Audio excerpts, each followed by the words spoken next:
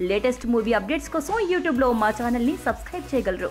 First look ట్రైలర్తో అందరినీ ఆకట్టుకుంటూ ఇవాళ ప్రేక్షకుల ముందుకు వచ్చిన చిత్రం వెంకటాపురం.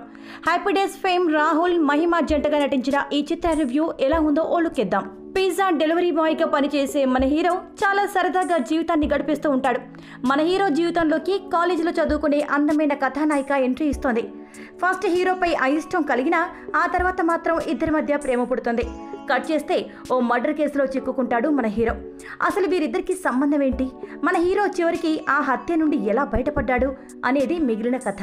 రొటీన్ స్టోరీయే అయినా కథనాన్ని దర్శకుడు నడిపించిన తీరు బాగుంది.